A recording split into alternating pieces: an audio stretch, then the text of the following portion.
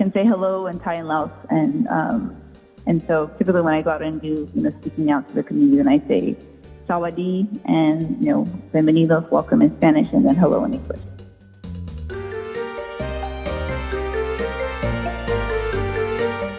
Bienvenidos and welcome to Avanza Latino. Today's conversation highlights the story of Leena Mendoza.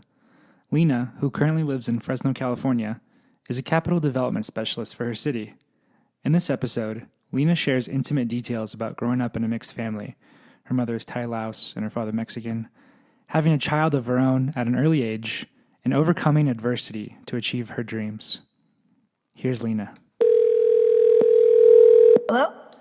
So I was born in Bangkok, Thailand, and so I stayed in Spanish de Nación in Bangkok, Thailand, pero yo soy mexicana chinita. So it's very difficult in the Latino community when they see me as, so I very much physically appear as Asian, however I speak Spanish, and so I reiterate, my mom is Thai and Laos, and my father is Hispanic, he's Latino, and I am fourth generation Latino in the United States, and so my grandmother being born in Chicago and my father being born in Midland, Texas, and then myself being born in Thailand, but also serve as a U.S. citizen. So have dual citizenship in two different countries.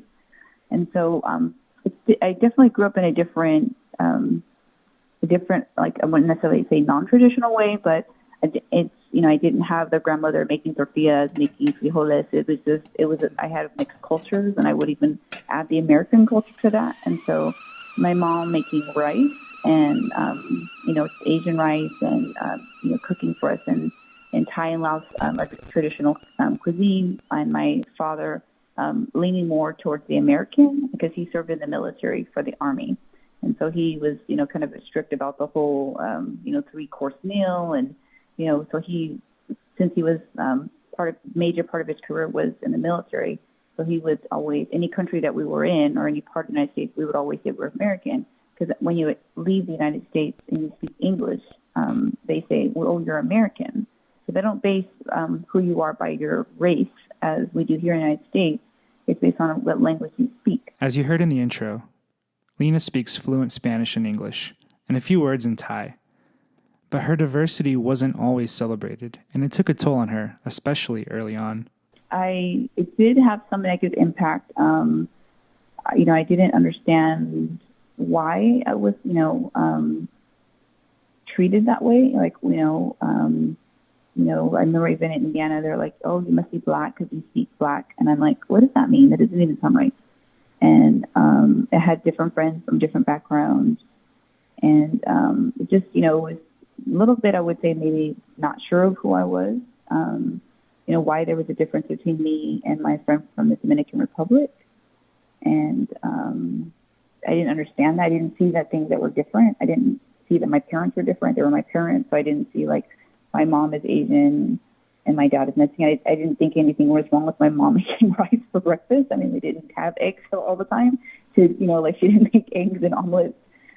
So it's whatever she made. And, it was always a great meal, but we just didn't have like eggs for breakfast and steak for dinner. It was just, it could be tacos at lunch, and that's what, and so some of it a negative impact. And, just I didn't understand that. And so I always would say so about sometimes about anywhere between 1 to 5 times a day, I would get this experience positively where they're like, ¿por qué usted habla en español? I'm like, porque yo soy mexicana chinita. And they're like, oh, qué bueno. And then they think, oh, well, somebody, we just learned that. I'm like, no, I didn't learn. My dad is Mexican. And they're like, qué bueno. So along with the years, they came up with the term, a nickname for me. They go, ahí viene la chinita mexicana, or ahí viene la chinita. And so they didn't even have to memorize my name. And some people ask, like, does that offend you? I'm like, oh, gosh, no. They would just say, ahí viene la chinita. And my line of work sometimes required for me to go into the rural community, monolingual Spanish, and so the community would wait for me, and I had to quickly acclimate to the language to make sure that I, spoke Spanish fluently, so that I could engage with our community. Despite the troubles with neighborhood kids wherever she was, Leena was always encouraged to succeed, especially by her parents. So for me, I was always raised by, my dad had a heavy influence on my education. He was non-traditional graduate from four-year university at about 40 years old. And so he would, but through the military as well, he would be, he would, take this class and, volunteer for that. And so he was always putting both my brother and I into courses and like learn how to canoe, learn how to play piano. I thought that was normal. I thought everybody played piano. Taking computer classes in third grade, explaining when we had computers that were green. And so that the original Apple computers.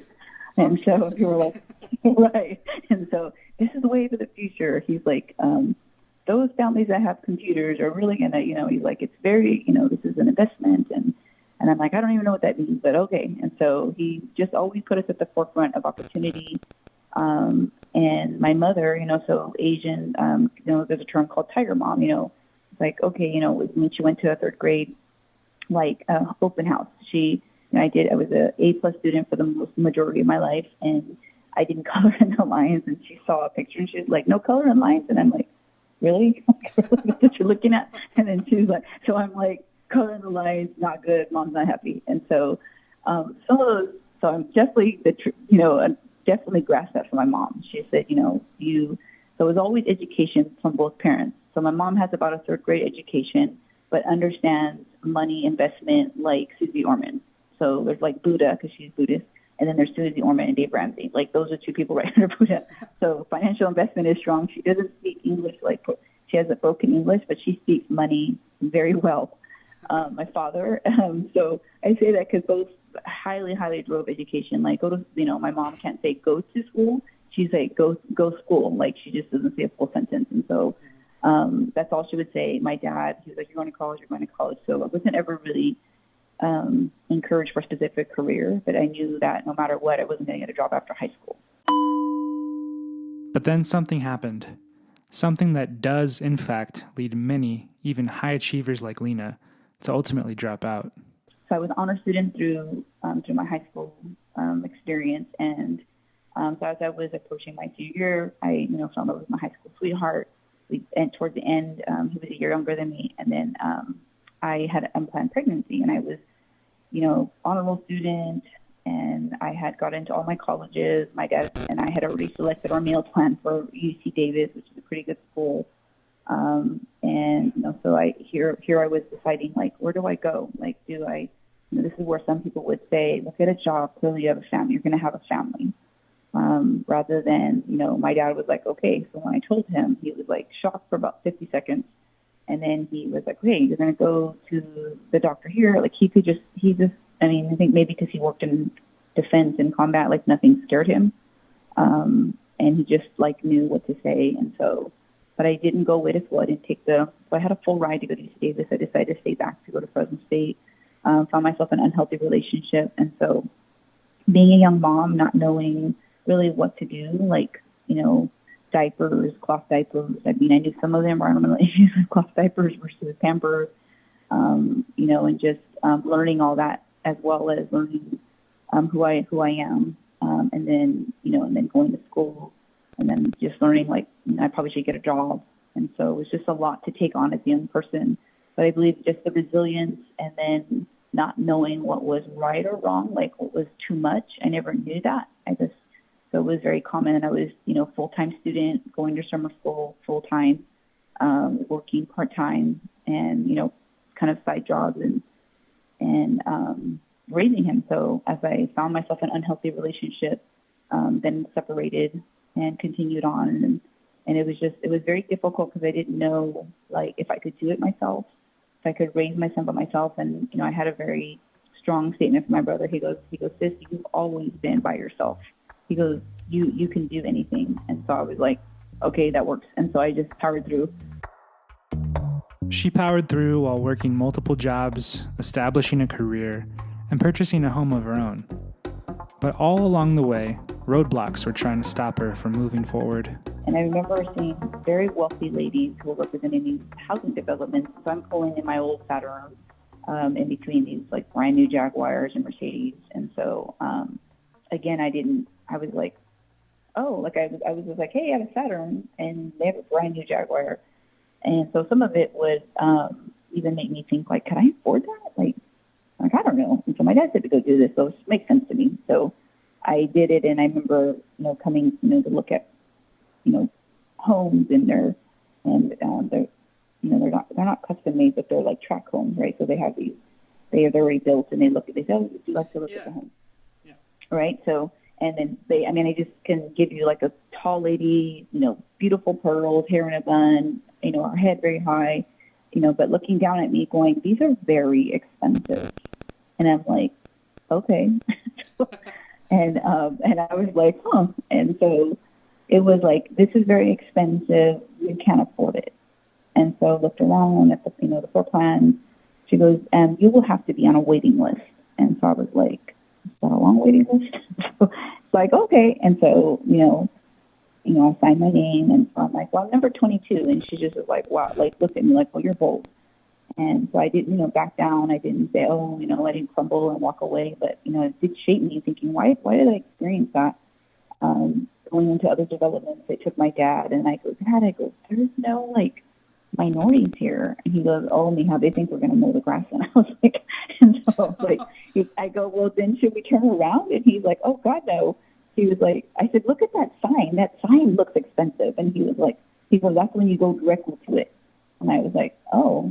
And he goes, you got to pick out what you like. And I'm like, I don't even know if I can do this. And he was like, you got to go find out. So we go in, and, we're very evident we don't have blonde hair. It's very evident that a very specific demographic. And so, and they're like, oh, we're 18 months out for bills. And I'm like, I'm graduating in 6 months. I'm going to need you to make that happen a little bit faster. And so I was like, okay, price point was a little bit higher than what I expected. So we did it in a month, and then going through the experience of, you have to have, even making comments like, you have to have a job. I'm like, I have 2 jobs.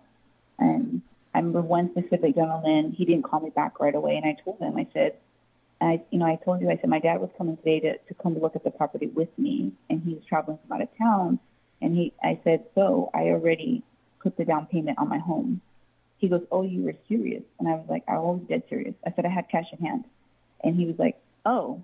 So I was like, I make more money than you and your wife together. Like, are you kidding me? So, but, I just go, thank you, sir. But yes, I'm very ready. So thank you for the call. And just hung up. But it was those, like, you don't have the money. You have to have a job. I was even asked, do you have a husband? And I'm like, do you have to have a husband to buy a house? And I'm like, oh, I didn't see it. I was like, I don't have a husband. And, and I was naive. I was like, no, like, I don't have a husband. I don't even have a boyfriend. So, and so they were like, huh. So just things like those questions. It was a constant, do you have a job? And I'm like, why would someone say that to you? Like, I'm like, yes, I have a job. I have a career. I went to college, and I went to college. And just hearing that over and over, that short amount of time that I was looking for a home. And so I started to carry the money in a cashier's check with me. So I had everything required in a folder. And then I would teach people after that. I said, these are the things you need to buy a home. This is the pre-qualification process. Have cash in hand. They will be very difficult with you in saying that you might not qualify. And then he even wrote articles that Latino college students are buying homes right out of college. And so it was a very proud moment for me, but it was very impactful in seeing, like, I wasn't good enough. I can't afford it. You have a child. I'm like, oh, should I have more children? I don't know. Is that bad? And so we, experiencing that, like, oh, you're a young mom. It must be so hard for you. I'm like, so when I present this story, I don't know, your outfit's hard for me. Like, are you freaking kidding me? Like, so it's just such a very hopeful thing to say to young people, because you don't know that they might have the entire offer in cash. So things like that. So I would just explain to people, don't take no for an answer. Find out what the criteria is, and do that and more. And then you put yourself in the position to choose. And so my statement that I say is, life is a buffet line. You choose. Don't let someone choose for you. And choosing can be difficult, Leena acknowledges. But for her, she knew what she had to do in order to achieve her vision. Well, I would share a motto that I have for us. So it'd be patience plus sacrifice equals success. And what I think we don't know as a community is that we don't realize that there will be sacrifices. You will not get to have dinners with friends. You will have to make choices to be better. So while others are partying, you'll have to read a book. While others are, taking a vacation, you're having to save for a goal. So there's certain sacrifices you have to decide, and the first point is to make the decision. And I would say that for me, how I persevered through all that is definitely my faith through all that. Today, Leena employs the lessons she's learned through her life experiences and shares them with young people as a keynote speaker and mentor, particularly with first-generation and undocumented students. She left us with these final words. Really embrace who you are, embrace where you came from, know that the gifts that were given to you before you were born. And it is our job and our opportunity to use those gifts to build our community.